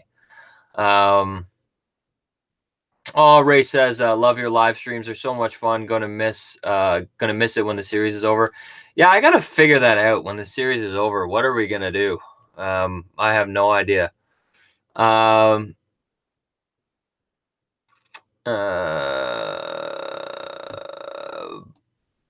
think Wins will come out shortly after the show ends. Oh, the book. Yeah, in terms of the book, I honestly have no idea. I just believe that they're not going to come out now. I'm not anticipating the book. I don't really see it coming out. Actually, there's an aspect of it that makes sense because George R. R. Martin probably wants the TV show to run out, and then he'd release his book and capitalize on that buzz. But yeah, I don't know. But he's working on a lot of stuff, so who knows? Um,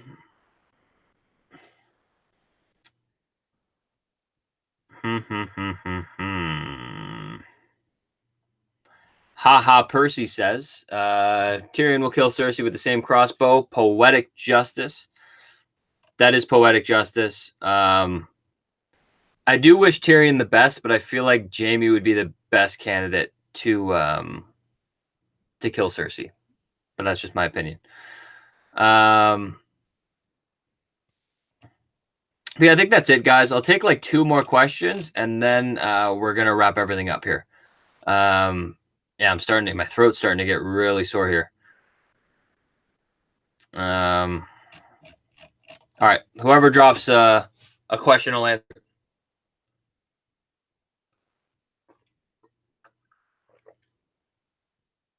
That's a good question. Oh, perfect. 2 perfect questions, which I'll wrap up. Hopefully I don't lose them. So, Paratosh Sharma says, is any prophecy going to come true? So I did a video today talking about prophecy, and I broke down all the remaining prophecies. And yes, I think there are prophecies that are going to come true. I think all of them will in one form or another, right? But they're up for interpretation. Like it or not, Arya killing the Night King was prophesized. I thought it was stupid, but it was still prophesized. And I think the same thing will happen with all these prophecies. I think they will fulfill themselves one way or another, right? Because they've always showed the imagery of King's Landing destroyed. I think that's a very common thing. So I think we'll see a wrap that's pretty hand in hand with what they've told us before. Eddie says, do you think Arya killing Cersei is too obvious? Honestly, if Arya kills Cersei, I will be furious. She should not kill Cersei. If they do brown eyes, blue eyes, green eyes on all these characters, Arya will become my least favorite character because she's been given too much. First of all, the Night King wasn't even her enemy. Like, I was listening to a podcast and it was the perfect analogy. It's like in Star Wars when Darth Vader's like, "Luke, I am your father." And Han Solo takes his gun and shoots him and kills him, right? It has nothing to do with Han Solo. It's not Han Solo's fight. There's no significance there, right? That's how I felt like with Arya. Arya had no ties to the Night King. There was no significance. It wasn't iconic at all. That's why Arya would have been more useful with Cersei. I think everyone would have felt much more fulfilled. I don't know if they'd be happy with it, but they'd be more fulfilled if Arya killed Cersei than if Arya killed the Night King. So that's how I feel about that. But yeah, Arya can't kill Cersei like that. She cannot kill Cersei. It would ruin the show.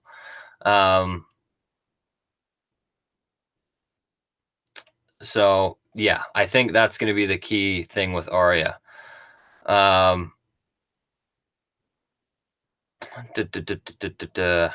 yeah, guys, I think that's it. But thank you so much for the time. And somebody did a donation. Thank you so much, VJ Patel. Great channel.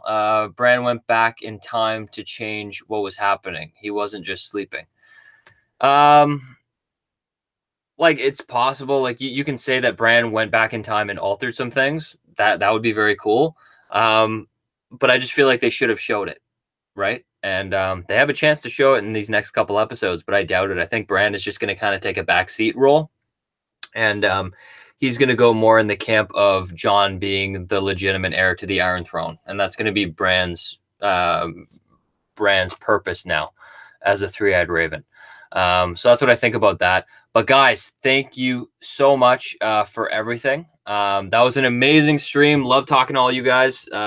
We got a really big episode coming. The next 3 episodes are over 1 hour and 20 minutes. So that's awesome.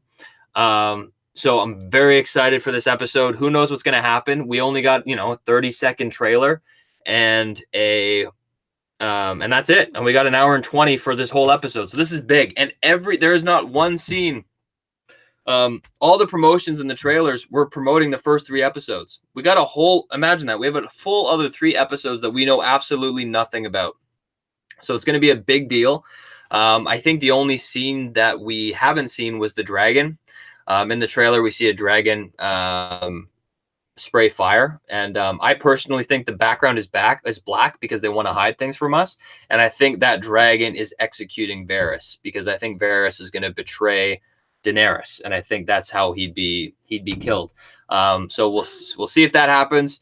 I think it would kind of wrap up Varys's arc really well. But I'm very excited, and like, this episode's going to be huge because we're not going to expect what's going to happen. But that is it, everybody. You can expect a video from me in probably about 2 or 3 hours after Game of Thrones airs. So you can come straight to my channel and watch it. And then the next day, I'm going to have a preview video. The next day after that, I'm going to have another video and a bunch of other stuff. So you can look forward to that. But until next time, I will see you guys later.